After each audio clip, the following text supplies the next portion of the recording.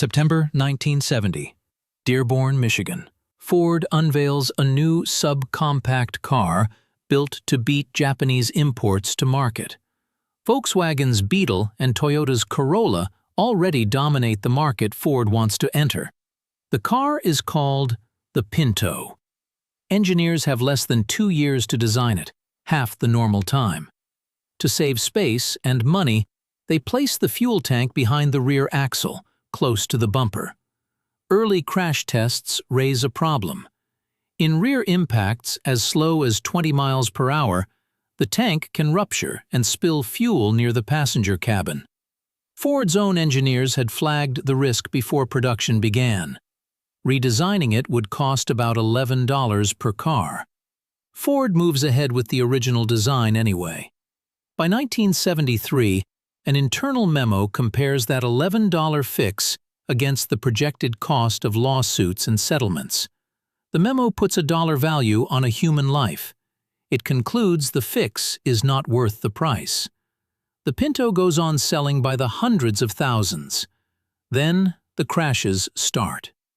In 1972, a Pinto is struck from behind on a California freeway. The fuel tank ruptures. Lily Gray dies from her burns.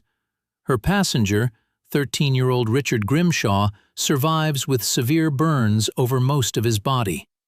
His lawsuit reaches trial in 1978. A jury awards him $3.5 million in compensation and adds a punitive verdict of $125 million, later reduced by the judge.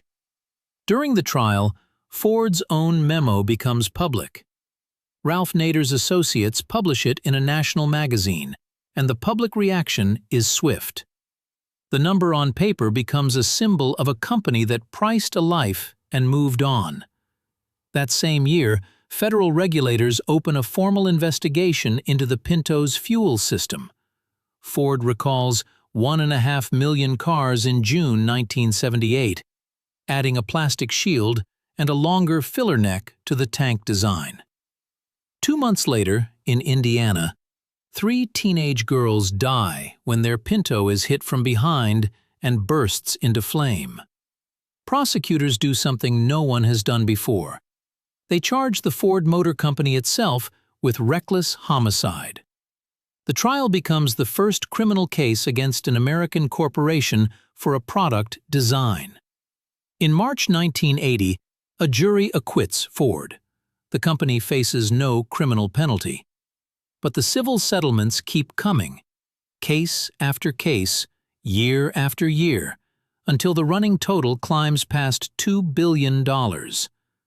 Consumer advocates call it one of the costliest product decisions in American manufacturing history.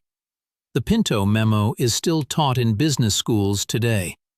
The number on that page was $11.